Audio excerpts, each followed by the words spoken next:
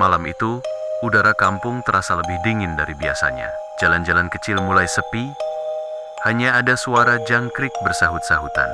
Dari jauh terdengar sesekali suara motor tua melintas, lalu hilang, ditelan gelap. Di kampung kecil ini, kehidupan warganya sederhana. Mereka saling kenal, saling sapa, dan saling percaya. Namun di balik suasana yang kelihatan damai, tersimpan cerita kelam yang hanya berani dibisikkan orang-orang saat mereka kumpul di pos ronda atau sambil menyeruput kopi panas di warung dekat pasar. Cerita tentang seorang pejabat yang disegani, seorang ASN di kantor kecamatan, bernama Pak Surya. Pak Surya dikenal ramah di luar, selalu senyum kalau bertemu warga.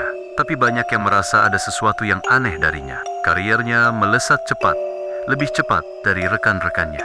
Hanya dalam waktu beberapa tahun, ia sudah menduduki jabatan penting. Padahal, banyak orang tahu bahwa dulunya kehidupan Pak Surya biasa saja, bahkan cenderung pas-pasan. Desas-desus mulai beredar.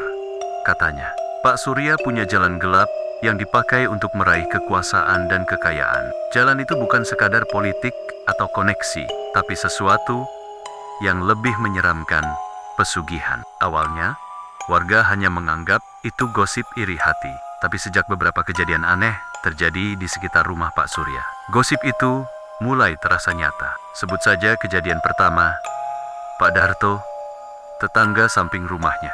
Malam itu, Pak Darto ditemukan tewas mendadak di dalam rumah. Padahal siangnya masih sehat, masih terlihat bekerja di sawah.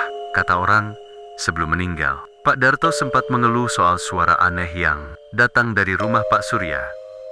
Suara itu seperti tangisan, bercampur dengan tawa kecil yang menyeramkan, terdengar dari balik dinding saat tengah malam. Beberapa warga lain juga mulai diganggu.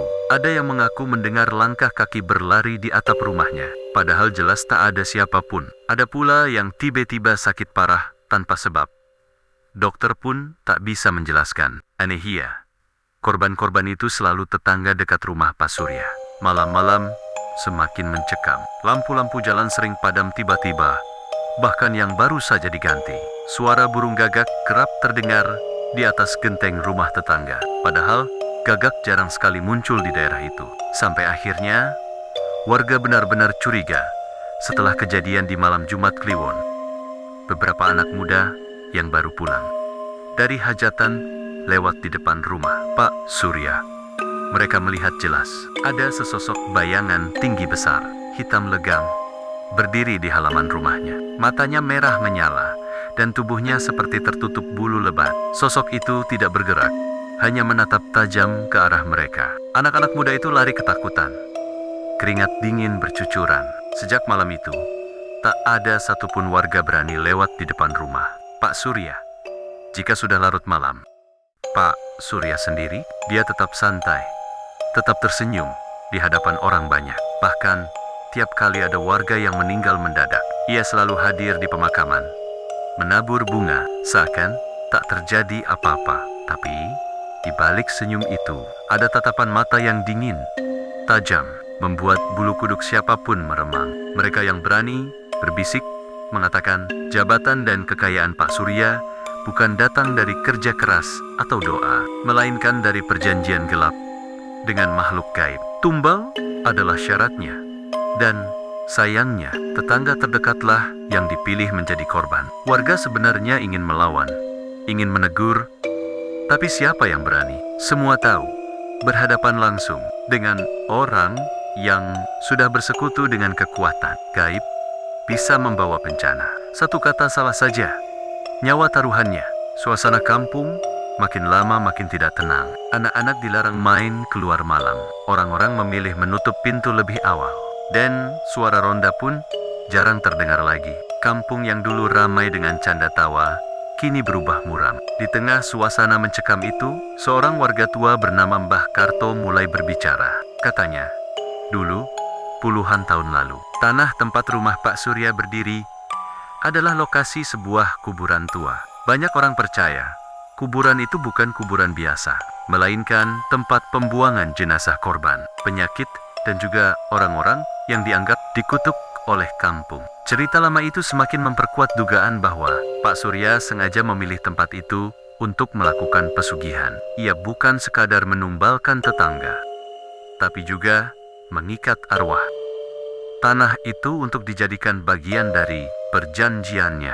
Malam demi malam, cerita seram makin menyebar. Tetangga kanan kiri rumah Pak Surya mulai berkurang.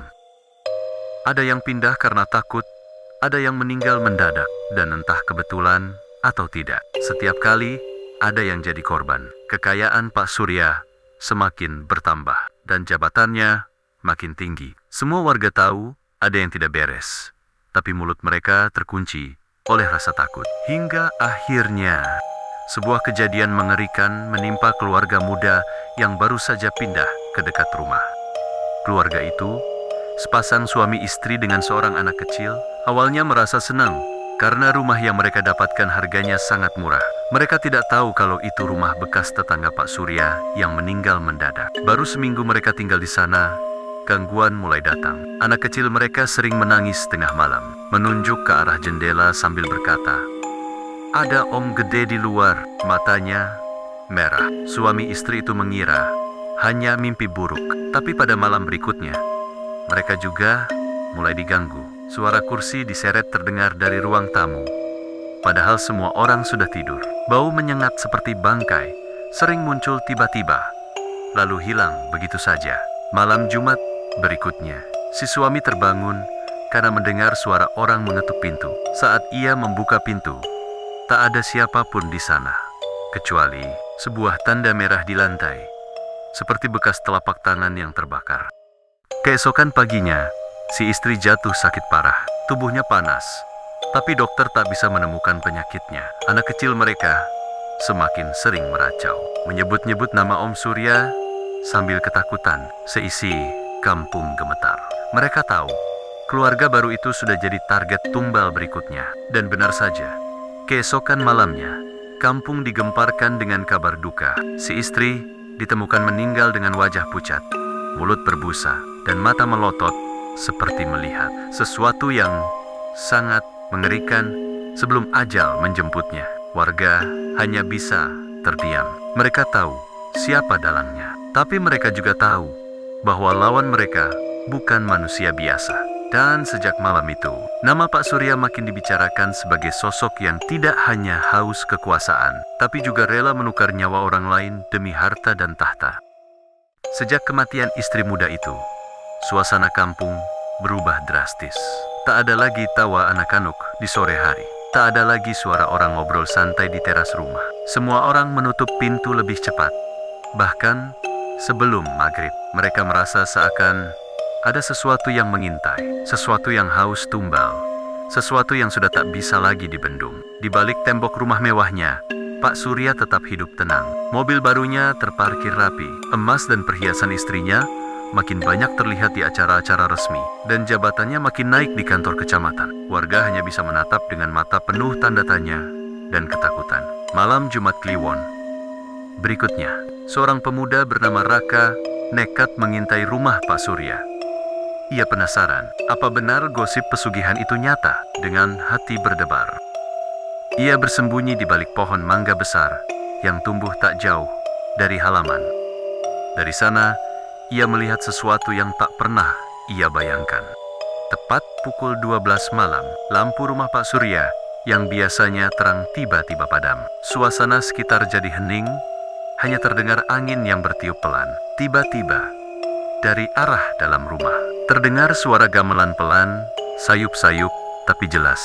Raka merapatkan tubuhnya ke batang pohon. Dari celah jendela, ia melihat ruang tamu rumah itu dipenuhi cahaya lilin. Di tengah ruangan, Pak Surya duduk bersila di atas tikar pandan.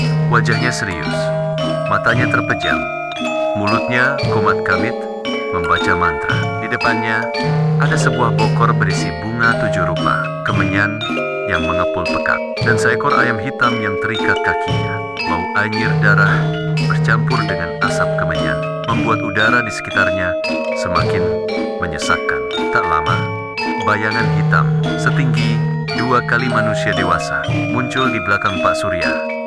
Wujudnya samar, tapi jelas bukan manusia. Matanya merah, Mulutnya terbuka, menampakkan deretan gigi panjang dan tajam. Suara berat keluar dari sosok itu, seperti gabungan antara suara manusia dan binatang. Tumbal. Di mana tumbalnya? Pak Surya membuka matanya, lalu mengangguk pelan. Sudah. Yang kemarin sudah aku serahkan. Besok malam, satu lagi akan kupersembahkan. Raka yang mengintai nyaris pingsan mendengarnya. Keringat dingin mengucur deras dari pelipisnya. Ia menutup mulut dengan tangannya sendiri. Takut napasnya terdengar. Sosok bayangan itu bergerak pelan, menoleh ke arah jendela. Raka buru-buru menunduk. Jantungnya seperti mau pecah. Tak lama, suara ayam berkokok keras terdengar. Lalu sunyi. Raka tahu ayam itu disembelih.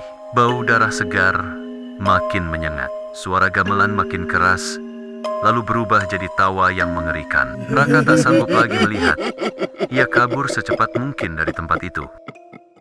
Keesokan harinya, warga digemparkan lagi. Seorang pemuda tetangga sebelah rumah Pak Surya ditemukan tewas mendadak di ladang. Tubuhnya kaku, mulutnya berbusa, dan di lehernya ada bekas cengkeraman aneh seperti tangan besar dengan kuku panjang. Tak ada yang bisa menjelaskan apa yang terjadi. Tapi semua orang tahu, itu tumbal berikutnya. Warga makin resah, tapi ketakutan membuat mulut mereka terkunci. Tak ada yang berani melawan, tak ada yang berani melapor. Semua hanya bisa berdoa agar keluarganya tidak menjadi korban selanjutnya. Namun, sejak malam itu, gangguan gaib di kampung semakin menjadi-jadi. Suara kentongan sering berbunyi sendiri di pos ronda, padahal tak ada yang berjaga. Bayangan hitam melintas di jalanan, membuat orang yang kebetulan lewat lari ketakutan. Beberapa warga bahkan mengaku melihat arwah para korban. Pak Darto terlihat berdiri di pinggir sawah dengan wajah pucat, matanya kosong. Hanya diam menatap orang yang lewat. Istri muda yang baru saja meninggal terlihat menangis di dekat rumahnya. Rambutnya berantakan, wajahnya penuh luka. Mereka seakan ingin menyampaikan sesuatu, tapi tak mampu bicara. Malam-malam semakin panjang dan mencekam. Orang-orang mulai sadar. Mereka tak hanya berhadapan dengan ambisi seorang pejabat, tapi juga dengan pasukan gaib yang sudah terikat oleh perjanjian gelap. Puncaknya terjadi saat Mbah Karto, orang tua yang paling dituakan di kampung, mendatangi rumah Pak Surya. Dengan keberanian yang tersisa, ia mengetuk pintu rumah itu. "Surya, kau pikir kami semua buta? Kami tahu apa yang kau lakukan. Berhenti sebelum kampung ini hancur," teriak Mbah Karto. Pintu terbuka. Pak Surya berdiri dengan senyum tipis di wajahnya. Tatapannya dingin, menusuk. "Jangan ikut campur. Apa yang aku lakukan bukan urusan kalian. Lagi pula, kalian semua juga ikut menikmati hasilnya. Jalan-jalan diperbaiki. Kampung makin makmur. Itu semua karena aku." "Makmur apa kalau isinya darah tetanggamu sendiri?" bentak Mbah Karto. Suasana hening sejenak. Angin malam tiba-tiba bertiup kencang. Daun-daun beterbangan. Dari dalam rumah, suara gamelan kembali terdengar. Kali ini lebih keras dan menyeramkan. Bayangan hitam mulai muncul di belakang Pak Surya. Tubuhnya menjulang tinggi. Matanya merah menyala. Wajah Mbah Karto pucat, tapi ia tidak mundur. "Cepat hentikan sebelum terlambat. Ingat, arwah yang kau tumbalkan tidak akan pernah diam. Mereka akan menuntut balas." Pak Surya tertawa pelan. Suaranya berat dan menakutkan. "Kalau begitu, biar mereka menuntut. Aku sudah siap. Jabatan dan tahta lebih penting dari hidup kalian semua." Malam itu menjadi saksi bahwa ambisi seorang manusia bisa lebih mengerikan daripada setan itu sendiri. Dan kampung itu sadar, mimpi buruk mereka baru saja dimulai. Malam itu, kampung benar-benar seperti mati. Pintu-pintu rumah tertutup rapat, lampu padam lebih awal, dan tidak ada suara manusia sama sekali. Hanya suara angin yang berhembus kencang dan lolongan anjing dari kejauhan. Di rumah mewah Pak Surya, ritual kembali digelar. Kali ini lebih besar dari biasanya. Ruang tamu dipenuhi asap kemenyan. Lilin-lilin merah menyala, dan seekor kambing hitam disiapkan di pojok ruangan. Di hadapan Pak Surya, bayangan hitam menjulang. Matanya semakin merah, suaranya semakin garang. "Malam ini tumbal terakhir harus kau serahkan. Kalau tidak, perjanjian kita batal, dan kau akan kujadikan milik selamanya." Pak Surya menunduk, Keringat dingin bercucuran. Ia sudah menyiapkan nama korban. Seorang tetangga yang tinggal hanya beberapa meter dari rumahnya, keluarga muda yang masih tersisa. Namun, sebelum ia melanjutkan ritual, tiba-tiba suara keras terdengar dari luar rumah. Suara kentongan bertalu-talu. Keras sekali. Padahal, tak ada yang berjaga di pos ronda. Suara itu membuat Pak Surya tertegun. Bayangan hitam mendesis marah. Arwah-arwah tumbal tidak tenang. Mereka menolak. Kau janji mereka akan diam. Tapi kini mereka menuntut balas. Belum sempat Pak Surya menjawab, lilin-lilin padam satu persatu. Ruangan menjadi gelap gulita. Dari kegelapan, suara-suara aneh mulai terdengar. Tangisan, rintihan, bahkan tawa kecil yang mengerikan. Surya, Surya, suara berbisik itu terdengar dari segala arah. Pak Surya menoleh dengan mata melebar. Dari sudut ruangan, sosok menyerupai Pak Darto muncul. Tubuhnya pucat, matanya kosong, mulutnya bergerak perlahan.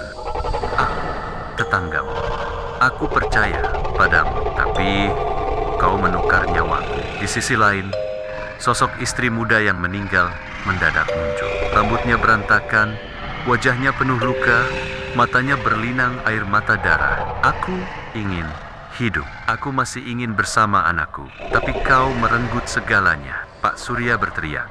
Pergi! Kalian bukan milikku. Tapi suara-suara itu makin keras. Satu persatu, arwah korban muncul. Mereka mengelilingi Pak Surya. Wajah mereka pucat, tubuh mereka penuh luka, dan mata mereka kosong, tapi penuh dendam. Bayangan hitam yang biasanya melindungi Pak Surya tiba-tiba mundur. Suaranya berat dan penuh tawa. Aku sudah dapat bagianku. Kini giliranmu menanggung balasan. Pak Surya gemetar. Tubuhnya lemas. Tidak, aku sudah memberi tumbal. Kalian tak boleh menyakitiku. Arwah-arwah itu mendekat. Suara tangisan mereka berubah jadi jeritan. Bau anyir darah memenuhi ruangan. Tiba-tiba, tubuh Pak Surya terangkat tinggi ke udara, terjerat oleh tangan-tangan gaib yang tak terlihat. Ia berteriak sekuat tenaga, tapi suaranya tenggelam dalam jeritan para arwah. Surya, ikut kami. Tubuhnya terhempas ke lantai dengan keras. Matanya membelalak, mulutnya berbusa, napasnya berhenti. Saat warga menemukan tubuhnya keesokan paginya, wajahnya sudah berubah, mengerikan, pucat, penuh bekas tangan terbakar, seolah-olah ditarik ke dalam api neraka. Berita kematian Pak Surya menyebar cepat. Warga datang berbondong-bondong, tapi tak ada satupun yang berani mendekat ke rumah itu terlalu lama. Beberapa orang bersumpah melihat sosok bayangan hitam berdiri di jendela rumah, lalu menghilang. Sejak hari itu, rumah mewah Pak Surya kosong. Tak ada yang berani menempati. Meski sudah bertahun-tahun berlalu, orang-orang hanya lewat dengan cepat, tak berani menoleh. Dan setiap malam Jumat Kliwon, suara kentongan sering terdengar lagi dari arah pos ronda, kadang samar, kadang jelas. Seakan arwah-arwah tumbal masih berusaha memberi tanda, memperingatkan siapa saja yang berani bermain dengan pesugihan. Kisah Pak Surya menjadi pelajaran pahit bagi kampung itu, bahwa ambisi harta dan tahta bisa menjerumuskan manusia lebih rendah dari setan itu sendiri. Dan yang lebih mengerikan, tumbal tidak pernah diam. Mereka selalu menuntut balas.